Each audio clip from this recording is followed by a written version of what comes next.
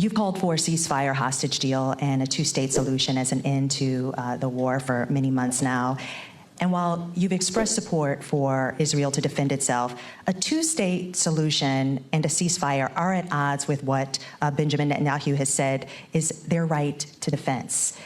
If it matters, as you say, how Israel defends itself, where do you see the line between aggression and defense and our power as Israel's ally to do something? Okay, a lot to unpack in what you just said. So let's start with this.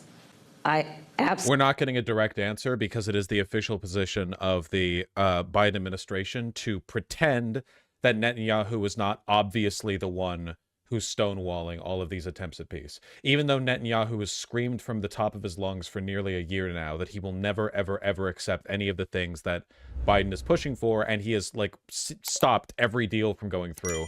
You know, they have to pretend that it's actually just, oh, we haven't worked on a solution that works yet. Absolutely believe that this war has to end, and it has to end as soon as possible. And the way that will be achieved is by getting a hostage deal and a ceasefire deal done. And we are— Who's blocking the deals, Kamala? Hey, you've been on this for like over half a year. Why hasn't it happened yet? Working around the clock to achieve that end. Stepping back, October 7, 1,200 Israelis were slaughtered, but actually and some Americans, by the way. Well,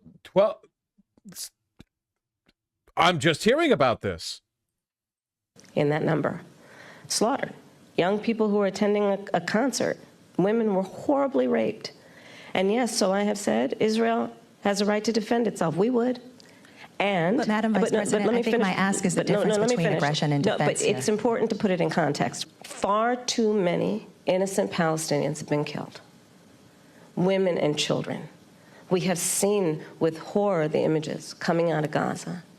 And we have to take that seriously. Notice how she never mentions IDF rapes? Oh, you mean like the mass rape of Palestinian civilians in the rape camps where they've incarcerated people without committing crimes and then mass raped them, and it got caught on video, and then there was the IDF soldiers were arrested, and then a bunch of Israeli civilians attacked the army base to free the people who were arrested for mass raping, and then there was that that rabbi who was like blessing the rapists, and they got invited on talk shows to like defend themselves, and they're like a beloved hero to half the Israeli population for raping Palestinians, not even for any other thing they did, but specifically for raping them. That country? No, I don't think Kamala Harris is going to talk about that.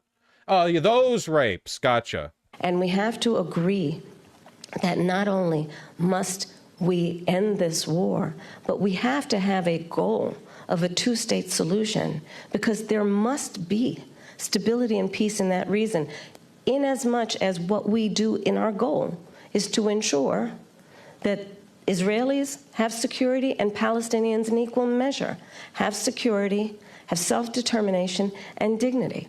A question for you on that, though. What levers does the U.S. have to support Palestinians in their right to self-determination? And is it even possible as Israel's ally?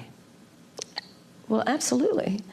I will tell you, I have been actively involved in, for example, meeting not only with Israeli officials, but with Arab officials to talk about how we can construct a day after scenario where we participate in ensuring those exact goals that I outlined, including as part of the principles that should be applied to those goals, that there be no reoccupation of Gaza, that there be no changing of the territorial lines in Gaza, that there be an ability to have security in the region for all concerned in a way that we create stability, and let us also recognize in a way that ensures that Iran is not empowered in this whole scenario in terms of the peace and stability of the region. But a better line for her to take on Israel is saying she would enforce existing laws like the Lehi law, which forbids weapon sales being used against civilians. Yeah, but she can't do that because she won't do that. That's the problem, right? Like, she could say that, but then she can't say that because she won't. You know? She can't because she can't on that one. Like, she should. She's just stuck to Biden. Well, to be clear, it's not just Biden's fault. You know, she's not exactly a militant advocate for Palestinian rights either.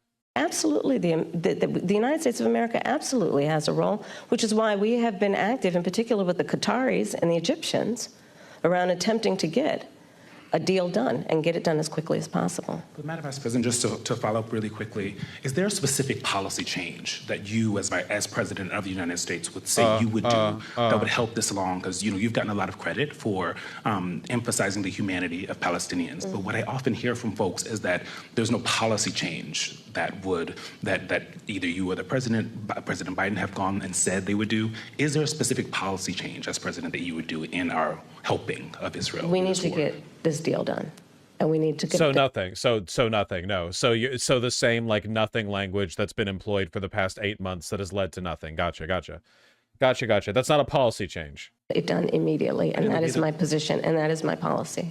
We need to get this deal done. But in the way that we send weapons, in the way that we interact as their ally, are there specific policy changes? Well, Eugene, for example, one of the things that we have done that I am entirely supportive of is the pause that we've put on the 2,000-pound bombs.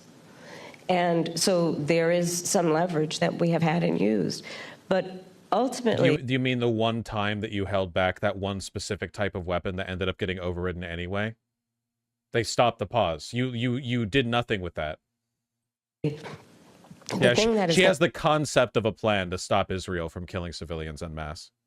Unlock everything else in that region is getting this deal done. And I'm not going to disclose private conversations, but I will tell you, I've had direct conversations with the Prime Minister, with the President of Israel, with Egyptian leaders, and with our allies. And I think we've made ourselves very clear this deal needs to get done in the best interest of everyone in the region, including getting those hostages out who, I mean, we saw the latest example of what happened with the 6 most recently, one of whom was an American citizen.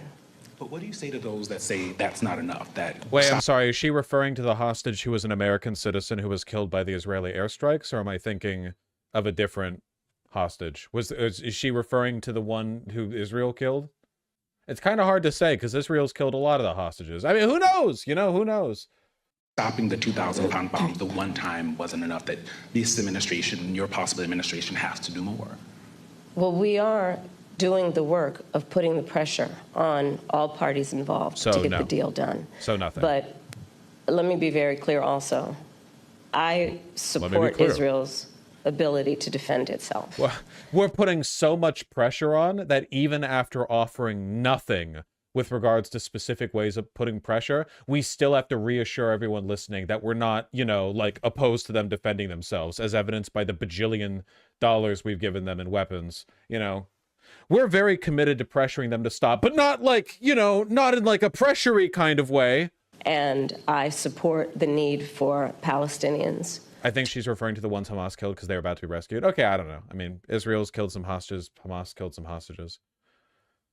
Israel's responsible for the entire dynamic that led to the October 7th attack anyway, because it was, preceded by 80 years of systematic oppression of the Palestinian people, the deliberate cultivation and fomenting of a militant Islamic resistance movement that Netanyahu was fully aware of the fact that he could use as a, opposite point to justify his increased power and fear-mongering of Palestinian people. So, it gets hard to keep track of.